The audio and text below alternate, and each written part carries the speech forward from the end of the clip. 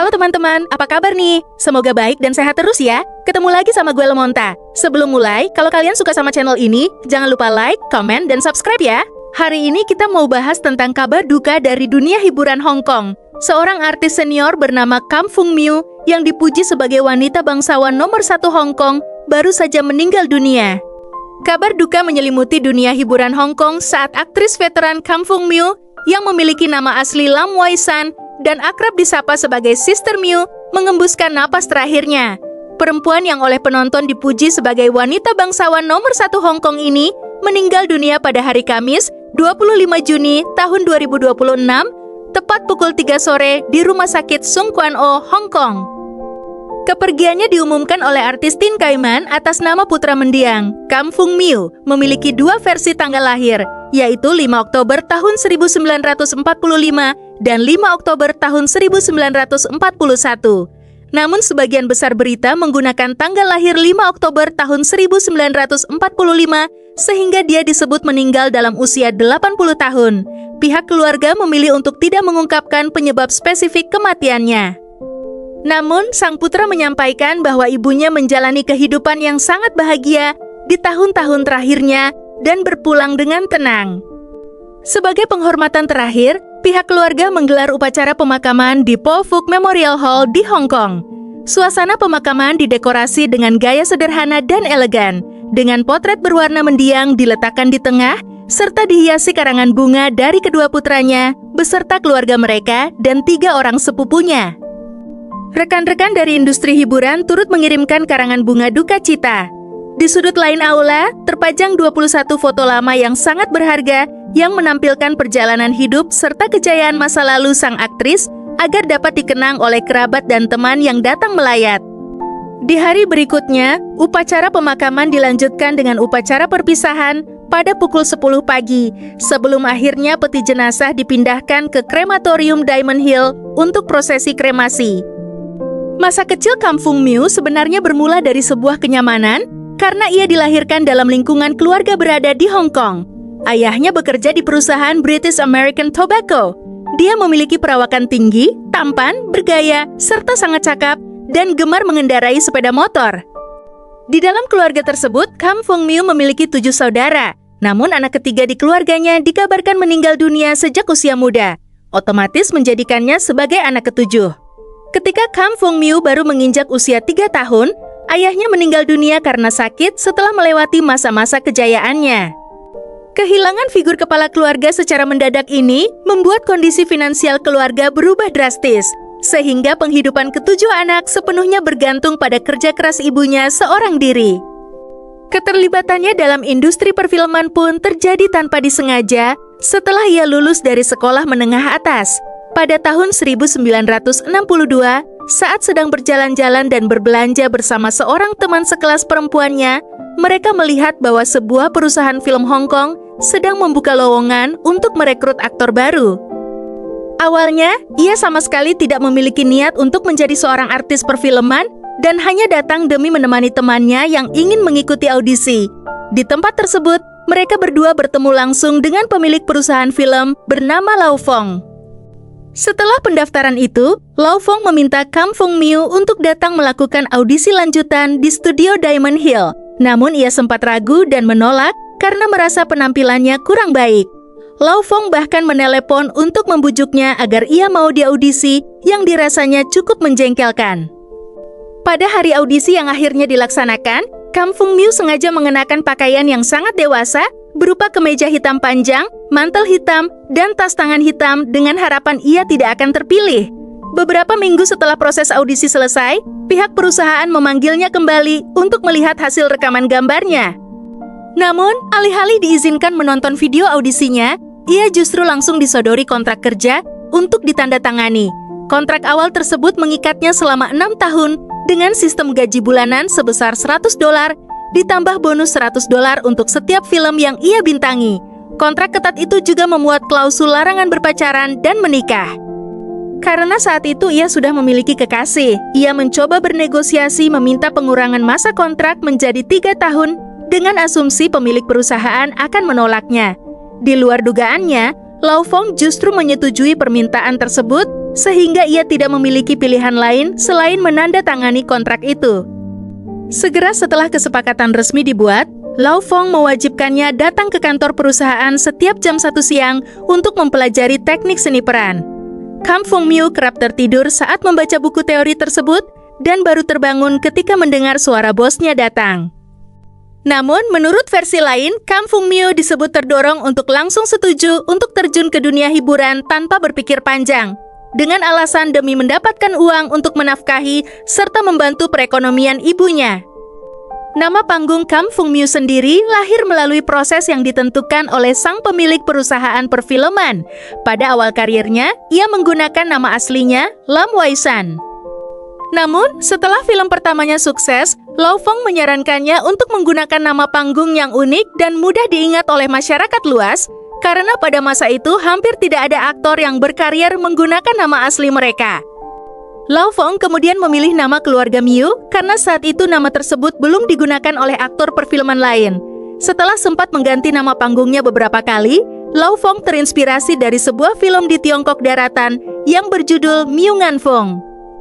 Lau Fong kemudian memodifikasi karakter Ngan menjadi Kam yang berarti emas karena dinilai lebih menarik, sedangkan karakter Fung melambangkan Phoenix yang terbang tinggi ke puncak kejayaan. Meskipun terpaksa menerima keputusan tersebut karena tidak memiliki hak suara, Kam Fung Miu secara pribadi menganggap nama panggung pemberian bosnya itu terdengar aneh, klise, dan vulgar, serta merasa nama aslinya yang berarti kebijaksanaan dan karang jauh lebih indah untuknya.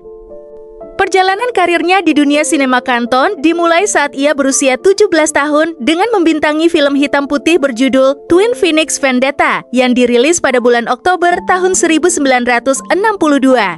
Dalam film tersebut, ia langsung dipercaya menjadi pemeran utama dengan memainkan karakter sepasang saudara kembar yang telah terpisah selama bertahun-tahun.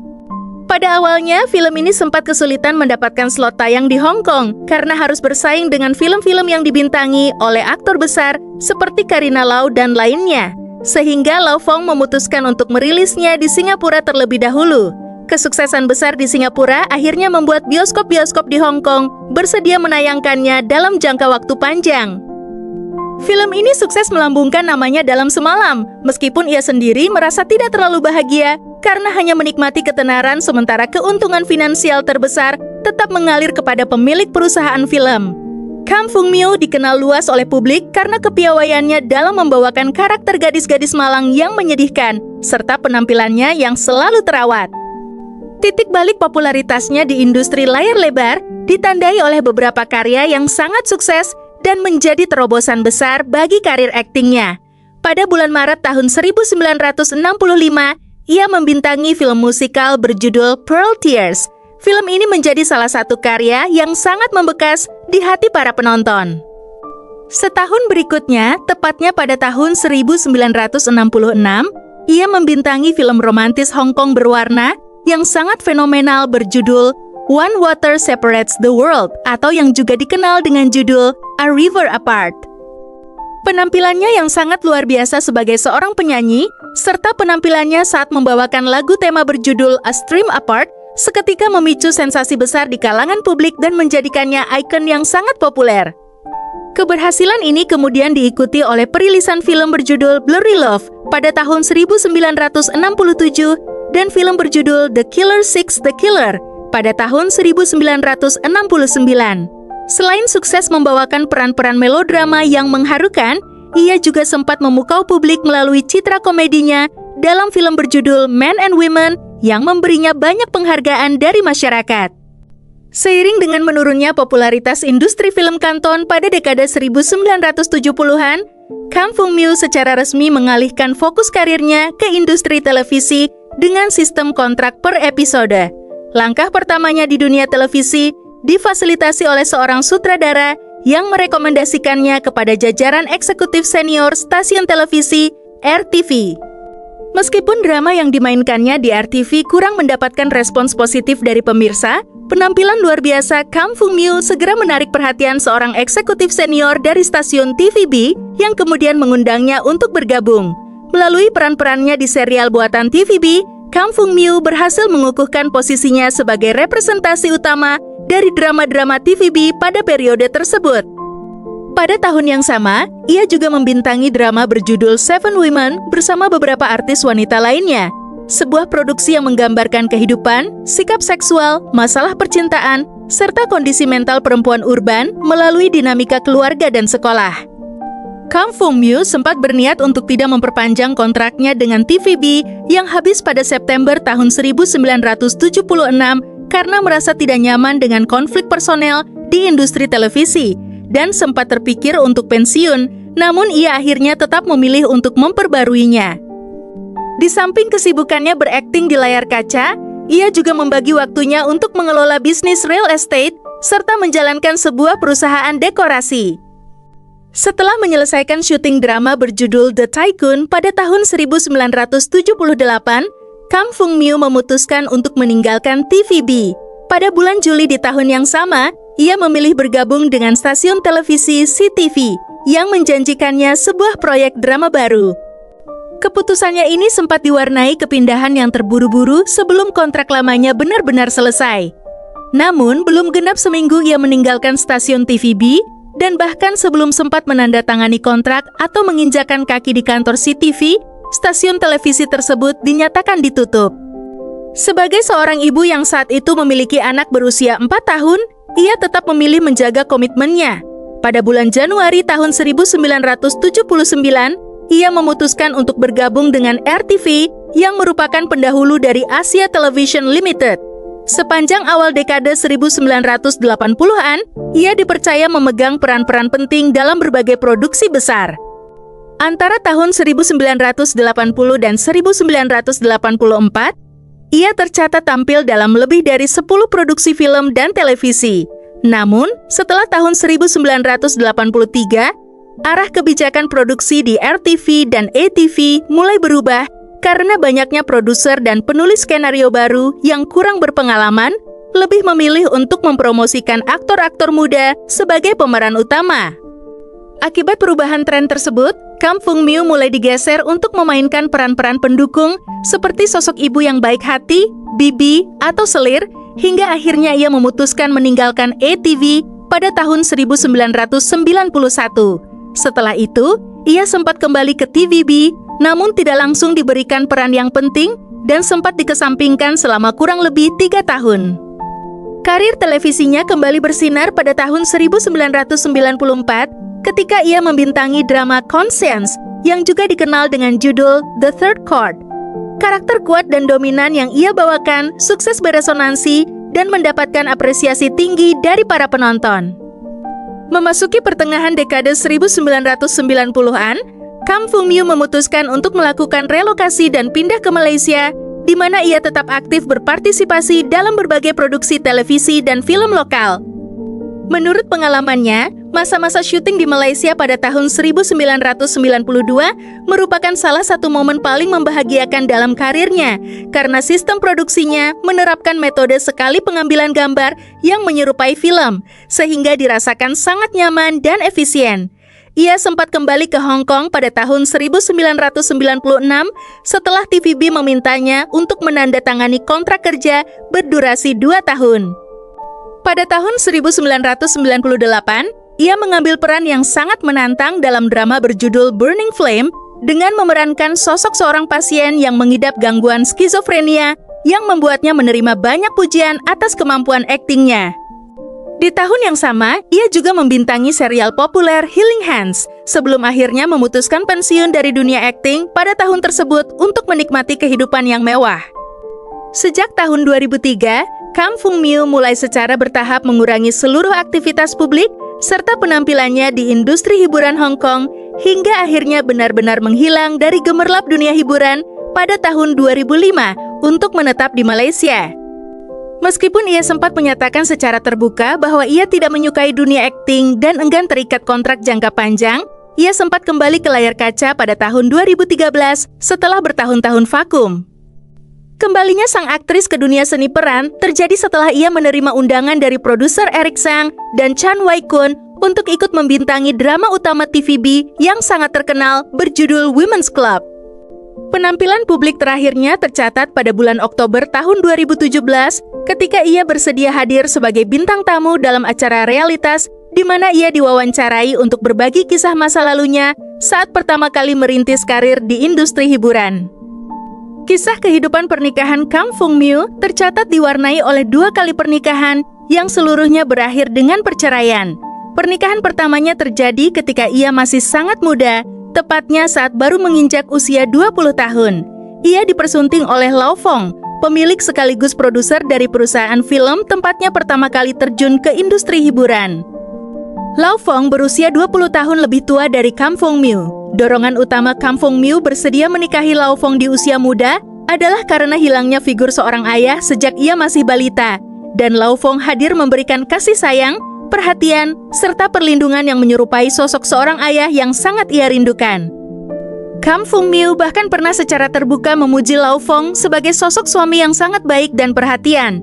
Dari pernikahan pertama ini, mereka dikaruniai 2 orang putra. Namun, karena sifat Kang Fung Miu yang sangat aktif pada masa itu, serta adanya perbedaan kepribadian yang mendasar di antara keduanya, pernikahan tersebut akhirnya berujung pada perceraian. Kendati telah resmi berpisah secara hukum, mereka berdua sepakat untuk tetap tinggal bersama dalam satu rumah selama beberapa tahun demi merawat dan membesarkan kedua putra mereka secara damai. Hubungan mereka tetap terjalin baik sebagai teman, dan Kang Fung Miu sempat datang menjenguk serta merawat Lau Fong ketika mantan suaminya tersebut jatuh sakit di kemudian hari. Putranya kemudian dikirim untuk melanjutkan studi di Kanada, sementara Lau Fong memilih untuk berimigrasi ke Australia pada tahun 1985 sembari tetap menjalankan hubungan kerjasama dengan beberapa stasiun televisi. Setelah perceraian pertamanya, Kang Fung Miu sempat melakukan perjalanan dan tampil di kawasan Asia Tenggara. Di sana, ia bertemu dengan suami keduanya, seorang dokter keturunan Tionghoa perantauan yang berasal dari Australia. Mereka memutuskan untuk menikah pada tahun 1986, dan Kang Fung Miu kemudian ikut berimigrasi untuk menetap di kota Sydney, Australia, dengan niat awal ingin sepenuhnya pensiun dari dunia hiburan dan fokus menjadi seorang ibu rumah tangga. Namun, setelah menjalani kehidupan pernikahan selama beberapa tahun, ia merasa kehidupan di Australia sangat membosankan dan hubungan dengan suami keduanya tidak berjalan bahagia. Pernikahan kedua ini akhirnya kandas dan resmi berakhir dengan perceraian setelah berjalan selama 2 tahun, dengan catatan persidangan selesai pada tahun 1989. Setelah perpisahan tersebut, Kang Fung Miu memilih untuk meninggalkan putra bungsunya di Australia agar dapat menyelesaikan studinya, sementara ia sendiri memutuskan kembali ke Hong Kong seorang diri untuk melanjutkan karir aktingnya, dan hanya berkunjung ke Australia setiap kali memiliki waktu luang. Di sela-sela dinamika kehidupan pribadinya, Kang Fung Miu sempat berhadapan dengan masalah hukum pada bulan Februari tahun 1981, di mana ia bersama seorang penyanyi bernama Wong Tin Lai sempat dituntut oleh pihak kepolisian atas dugaan kasus penyerangan terhadap seorang wanita di sebuah ruang bawah tanah yang terletak di Jalan Percival, kawasan Causeway Bay. Setelah mengalami kegagalan dalam 2 kali pernikahan, Kang Fung Miu memutuskan untuk tetap mempertahankan status lajangnya hingga akhir hayatnya, dan menegaskan bahwa ia tidak lagi memiliki hasrat atau harapan untuk kembali membangun rumah tangga. Bagi dirinya, ruang pribadi dan kebebasan yang ia miliki setelah hidup menyendiri merupakan sebuah kebahagiaan tersendiri. Kenyamanan hidupnya di masa tua didukung penuh oleh kedua putranya yang telah tumbuh dewasa, mandiri, serta sangat berbakti kepadanya. Kebahagiaannya kian lengkap dengan kehadiran cucu yang dianggapnya sangat lucu dan menghibur hari-hari tuanya. Sekian cerita hari ini. Terima kasih sudah nonton sampai akhir ya.